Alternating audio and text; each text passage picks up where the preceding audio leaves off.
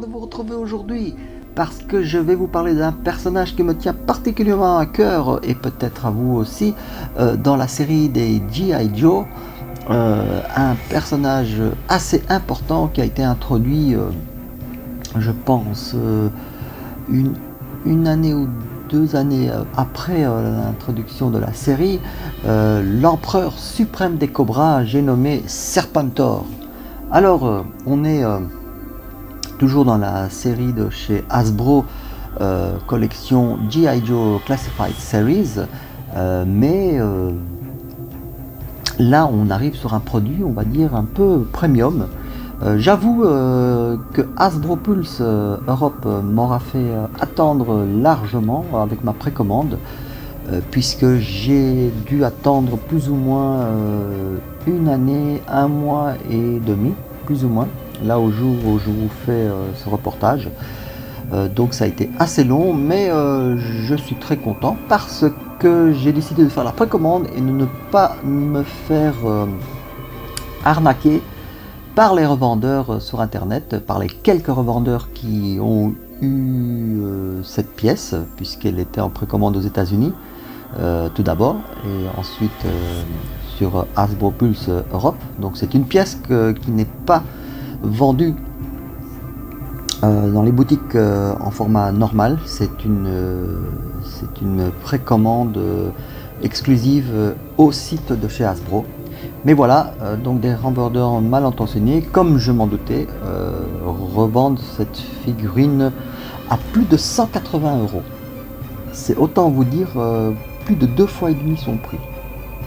Ici en l'occurrence chez Hasbro, je l'ai payé 89 €. Voilà. Donc elle m'aura fait attendre, mais l'attente en valait largement la peine. Alors je vous propose de revenir tout de suite et on va commencer avec la boîte. Bougez pas. Et donc on va commencer avec cette magnifique boîte, qui n'a absolument rien à voir avec toutes les autres que je vous ai montrées, puisque ce sont des modèles premium ou exclusifs, vraiment édition spéciale. Il y a une boîte semblable pour le Dr Mindbinder, qui était aussi en précommande, qui est donc le savant fou des Cobras, et ça se présente aussi de la même manière, vous allez voir, donc avec les battants à l'avant et tout ça. Donc on est sur du G.I. Joe Classified, on est sur le numéro 57. Voilà. Donc ici vous voyez déjà sur la tranche on a des logos, et ici c'est il est au maximum en fait, puisque il y a à chaque fois des petites barrettes, 1, 2, 3 trucs, et ici tout est au maximum. Donc c'est vraiment Serpentor, ça rigole pas. Si vous avez vu les épisodes dans les années 80, il est formé à partir de Ivan le Terrible, Napoléon, qu'il y avait encore Moctezuma, et encore un qui m'échappe, mais enfin bon, bref, c'est un gars, c'est un synthétoïde créé par Dr Mindbinder, et il a vraiment des qualités et des talents exceptionnels. Donc ici au niveau intelligence et stratégie c'est top, au niveau de la force c'est top, au niveau des stratégies c'est top, et là je ne sais plus ce que c'était, mais c'est leader suprême en fait. Voilà, donc ça c'est pour les logos qui se trouvent sur le côté de la boîte. Et maintenant oui, donc on a l'avant ici avec une très belle illustration déjà de Serpentor, magnifique illustration. Oui, sur le côté là c'est de nouveau les mêmes logos, c'est toujours numéro 57. Derrière par contre on a une magnifique illustration, vraiment très belle, avec vraiment un résumé. Ceci en fait fait partie de l'épisode qui termine l'introduction de Serpentor quand les Cobras, grâce à lui, avaient envahi Washington et mis tous les sénateurs et le président à genoux. Voilà. Et ici, bien sûr, la bataille avec le Cobra Commander qui avait tout fait pour saboter ce projet de Mindbinder. Voilà. Magnifique, magnifique. Très belle illustration. Alors, c'est une boîte demi-fourreau, puisque pour l'ouvrir, on va tirer ici. Voilà. Alors évidemment, il y a une porte qui s'ouvre ici, c'est parce que comme j'avais déjà ouvert. Et donc, on a une boîte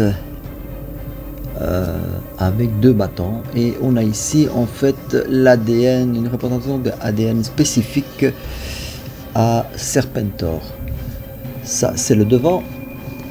L'arrière, on a de nouveau la même illustration mais complète, puisqu'on avait le fourreau qui coupait un petit peu dedans, qui reprenait une partie. Voilà. Et c'est vraiment, je vous dis, c'est vraiment la scène. Ce sont vraiment les scènes qui reprennent les origines de Serpentor, quand il y a toute cette bataille pour arrêter les cobras, qui volaient dans chaque tombe les ADN des plus grands conquérants, etc. Donc voilà, c'est vraiment bien fait. Sur le côté, on a l'ADN. Le dessus, le numéro 57, et puis voilà. Ensuite, on a les battants qu'on ouvre, et on devrait se retrouver en fait avec Serpentor ici, et sur les côtés tous ces accessoires. Et je vous ai pas dit, mais il y a bel et bien le chariot aérien qui est inclus, mais qui se trouvait donc à la base à l'intérieur de la boîte. Alors, une chose à vous prévenir, si vous procurez ce modèle, il faudra vraiment descotcher tous les petits bouts de scotch que vous allez trouver, parce que sinon vous n'arriverez pas à sortir la boîte qui est à l'intérieur, etc. C'est vraiment tout un travail un petit peu pénible au début, mais nécessaire si vous voulez pouvoir sortir tout ça sans casser la boîte. Voilà quoi. Donc ça c'est pour la boîte. Déjà rien que la boîte elle en vaut la peine. Elle est vraiment superbe. C'est vraiment une boîte collector. Donc voilà, ça c'est une bonne chose. C'est en relief, hein, vous voyez, hein. Ça brille et tout, donc c'est magnifique. Ça c'est pour la boîte. Alors maintenant on va revenir avec le chariot aérien ainsi que notre Serpentor, bien entendu. Ne bougez pas. Alors nous y voilà. Oui, je sais, vous vouliez voir Serpentor, mais je fais durer un peu le suspense et on va commencer avec son véhicule de prédilection qui n'est autre que le chariot aérien ou le Air Chariot. Voilà. Alors je vous le montre déjà comme ça. Déjà la taille elle est monumentale. Si vous vous souvenez d'avoir eu le modèle des années 80, le Serpentor faisait cette taille là, et le Air Chariot je crois qu'il faisait même pas la moitié. Ici on est sur vraiment quelque chose de tout à fait différent. Voilà. Alors je vous montre les détails un petit peu. Il y a les détails des panneaux de contrôle. Voilà, alors on a beaucoup d'inscriptions. Voilà. En dessous. Voilà. C'est franchement bien détaillé, c'est du plastique bien sûr, mais les couleurs sont très bien choisies. Le doré ici est vraiment magnifique comme vous pouvez le voir. Alors, on a les mitrailleuses qui sont mobiles évidemment, avec ici les petites décos, comment dire, des munitions, voilà, donc des deux côtés. On a les stabilisateurs hein, qui eux sont fixes. On a le petit réacteur qui est mobile, voilà, ça c'est chouette. Et ensuite on a la tête du Cobra. Et la tête du Cobra, eh bien celle-ci c'est le fun, elle ouvre sa bouche et on voit le petit laser apparaître. Alors, je vais zoomer, voilà, Donc dans la gueule du Cobra, il y a un laser. Donc ça c'est superbement bien fait. Et petite cerise sur le gâteau, on a les trains d'atterrissage qui sont bien sûr rétractables. Donc ça c'est vraiment très bien fait. On les sort comme ça. Et voilà. Encore au niveau des détails, ici on a les réacteurs. Voilà. Donc c'est une très belle pièce. Honnêtement, c'était inespéré. Ils auraient pu faire juste Serpentor, mais ils ont fait vraiment comme le pack des années 80 avec son véhicule, le Air Chariot. C'est vraiment magnifique. Une très belle pièce. C'est pas très lourd, mais le plastique est assez dur, donc aucun souci de ce côté-là au niveau de la qualité. Voilà, ça c'est pour le Air Chariot.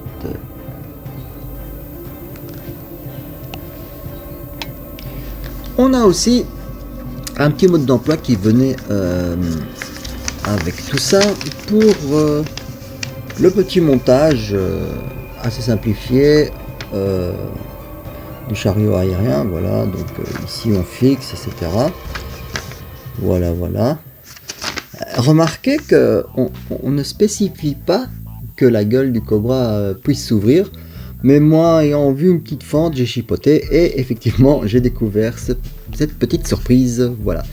Alors moi ça me rappelle un petit peu des souvenirs parce qu'il y a eu du montage et ça nous rappelle les montages qu'on faisait avec tous les véhicules des G.I. Joe, autocollants inclus. Heureusement ici ce n'est plus le cas des autocollants parce que soyons d'accord, ils partaient assez vite. Ici donc c'est de l'imprimer au laser, donc c'est une très bonne chose. Mais enfin voilà, il y avait un petit mode d'emploi pour le montage, histoire de pas se tromper ou de faire une bêtise. Alors, on attaque maintenant notre empereur Serpentor. Voilà. Alors, on va d'abord voir ici en petit détail. D'abord la tête. Regardez-moi cette tête, elle est magnifique. Et vous verrez après qu'il y a une deuxième option pour la tête. Voilà. Alors, je vais me faire un petit zoom stable. On va essayer de faire ça. Voilà. Donc une magnifique tête qui dans cette version ne peut pas bouger. Mais après, on y reviendra. Vous allez voir, Hasbro a pensé à tout. Voici le corps. Magnifique. Beaucoup de texture. Un travail de peinture vraiment bien pensé. Des belles couleurs dorées. Vraiment. Alors, par exemple, les détails sur ses mains, on a les cobras. Voilà. À noter qu'ils ont plus mis les petites dents comme dans la version vintage où il y avait des petites dents blanches. Moi, je trouvais que ça faisait bien. Ici, ils l'ont pas mis, mais voilà. Ici, on a des griffes rétractables. Je vous montrerai l'autre paire où donc elles sont sorties. Le vue de l'arrière. Alors, regardez-moi ça, si c'est pas bien texturé tout ça, c'est magnifique. Ça c'est un Serpentor de luxe comme on en rêvait et comme on n'en a jamais eu. La cape est aussi texturée à l'extérieur, pas à l'intérieur. Voilà. Et donc on a des cobras partout, là sur les épaules, magnifiquement détaillé. Bref, du beau boulot. Voilà. Une autre chose par rapport aux articulations, ça reste du G.I. Joe, donc ça veut dire qu'on a tout ce qu'il faut là où il faut. Donc les tibias, les pieds, double ici, on a le torse bien sûr, voilà, on a ici un peu de bending, Voilà. Bref, comme toutes les figurines G.I. Joe que je vous ai déjà présentées, c'est du très beau boulot. Voilà, c'est vraiment magnifique. Alors, il faut aussi que je vous montre quelque chose. Les G.I. Joe font en général 6 pouces et des quelques, mais regardez-moi la différence. Serpentor est vraiment monstrueux au vu de la taille. Vous voyez, il fait facilement une tête et demie presque de plus qu'un G.I. Joe conventionnel. Donc ça aussi, j'ai vraiment bien aimé le fait que Hasbro ait gardé comme ça des proportions qui rendent vraiment Serpentor pas majestueux, mais vraiment qui lui donne un charisme par rapport à son rôle d'empereur suprême.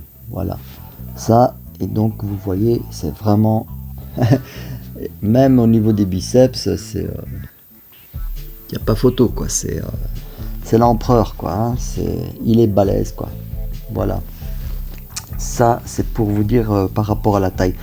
Alors maintenant je vais vous montrer quelque chose par rapport à la tête, pour avoir une tête mobile, parce que cette tête là elle est superbe pour faire, elle a de la prestance comme ça, etc. Mais ce qu'on va faire, c'est que donc on va enlever ceci, c'est amovible, donc voilà, donc on enlève, du coup là, bah oui, notre Serpentor est moins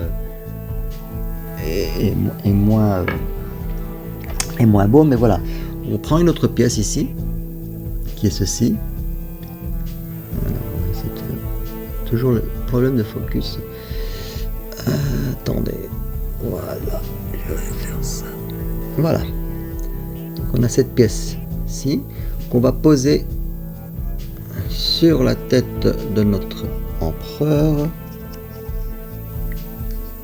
voilà, et ensuite on va prendre cette autre pièce qui vient en supplément, on va mettre derrière, hop là, alors on va la mettre là, on va bien la caler, voilà, et là maintenant on a donc la capacité de faire bouger la tête de Serpentor comme on veut, voilà. Alors ça le fait aussi, et je trouve que c'est une très très bonne option d'avoir les deux.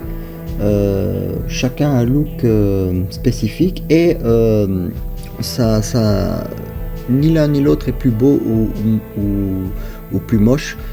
Les deux sont vraiment très très très bien. Voilà. Ça c'est pour l'aspect et le côté pratique pour la tête. Voilà. Alors, dans les accessoires, donc je vous avais dit qu'il y avait la griffe rétractable qu'on enlève en fait ici, voilà, et on rajoute celle où les griffes sont sorties, et ça nous donne ceci. Donc c'est pas mal, c'est une arme en plus. Voilà, dans le dessin animé il avait toujours l'espèce de bracelet, mais on voyait pas spécialement les griffes. Ici voilà, c'est le cas, donc c'est un chouette ajout. Ensuite on a le sceptre, bien sûr, le fameux, qui comme vous le savez lance aussi des lasers, hein. Il n'y a rien qui est anodin dans les mains de notre Serpentor. Voilà. On a l'épée, magnifique aussi, hein, franchement, avec un petit coup de rouge ici, c'est vraiment bien fait. On a, eh ben, un cobra, bien sûr, voilà.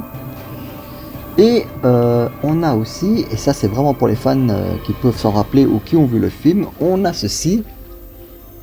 C'est un des serpents qui sort de son épaule et qu'il peut transformer en lance fatale. Et pour ceux qui s'en rappellent, dans le film complet des G.I. Joe, avec l'épisode du peuple serpent, Serpentor lança cette arme serpent sur Duke qui faillit mourir. En fait, dans le script, il devait mourir, mais comme c'est un dessin animé quand même pour les enfants et que c'était passé au cinéma, ils l'ont changé en Duke est dans le coma, en fait, voilà. Mais je trouve que c'est une touche très sympa de la part de chez Hasbro, et surtout que c'est une touche où ils se disent, voilà, c'est pour les fans purs et durs qui connaissent l'anecdote par rapport à ce serpent qui est en tout rigide comme ça, et si on le sait pas, on se demande ce que c'est. Mais voilà, je vous le dis. C'était dans ce film complet des G.I. Joe de 1984 ou 85, je sais plus. Voilà. Et ben, je pense qu'on a fait le tour de notre Serpentor. Je sais pas ce que vous en pensez, mais moi je vous dis, c'est le Serpentor ultime. Jusqu'à présent, on n'a pas eu mieux avec son véhicule. Magnifique peinture, couleur, la cape en tissu comme ça, semi gaufré, les textures, les accessoires en plus, une très belle boîte franchement. Alors voilà, qu'est-ce que je pourrais dire de plus? Si vous le voulez, vous avez deux options. Essayez de le trouver chez Hasbro Pulse encore, ou aux États-Unis. Mais de toute façon vous allez payer un peu cher. Si c'est Hasbro Pulse ici en Europe, pour l'instant il est en rupture. Je ne sais pas s'il reviendra. Il faudra vous armer de beaucoup de patience. Et sinon, nous avons nos amis les spéculateurs. Je vous dis, ils grimpent facilement à 180 €. Alors que je vous ai dit que de base il est à 89 €. Gros max. Donc à vous de voir. C'est sorti l'année passée, je n'ai pas pu faire la review à ce moment-là puisque j'ai fait la précommande et je ne voulais en aucun cas alimenter le marché parallèle, donc j'ai attendu, mais c'est déjà sorti l'année passée. Voilà, donc j'espère que cette vidéo vous a plu, j'espère que vous avez peut-être découvert quelque chose, et en tout cas, moi ça m'a fait plaisir de vous faire découvrir cette superbe pièce que vraiment j'affectionne un maximum, vraiment. Je l'aime beaucoup trop. Restez jusqu'à la fin, je vais vous faire encore un petit tour du propriétaire pour que vous le voyez encore en détail. Et bon, je vous retrouve à la prochaine et prenez soin de vous.